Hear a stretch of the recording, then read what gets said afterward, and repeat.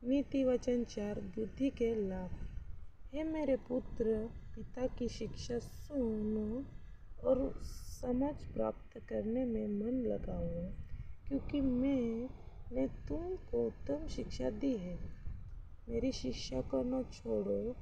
देखो, मैं भी अपने पिता का पुत्र था और माता का एक अकेला दुलारा था, और मेरा पिता मुझे यह कहकर सिखाता था, तेरा मन मेरे वचन पर लगा रहे तो मेरी आज्ञाओं का पालन कर, तब जीवित रहेगा। बुद्धि को प्राप्त कर, समझ को भी प्राप्त कर। उनको भूल न जाना, न मेरी बातों को छोड़ना। बुद्धि को न छोड़, वह तेरी रक्षा करेगी।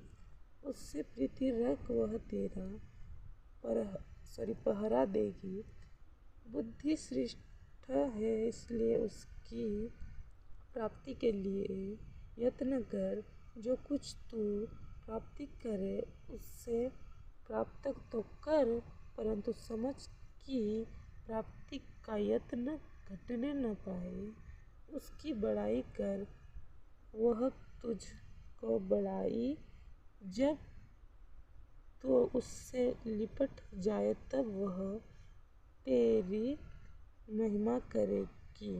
वह तेरे सिर पर शोभायमान भूषण बांधेगी और तुझे सुंदर मुकुट देगी।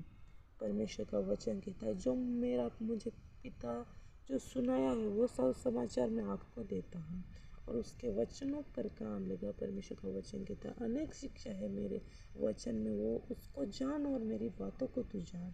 और ये मत भूल कि तू उस परमेश्वर का पिता है जो कि स्वर्ग में विराजमान है। उसकी बातों पे तू याद कर, उसकी बातों, उसके वचन को तू याद कर। बुद्धि को प्राप्त कर, ज्ञान को प्राप्त कर, और उसके वचन पर विश्वास कर, और उस वचन की घोषणा कर जो लिखा है परमेश्वर के द्वारा।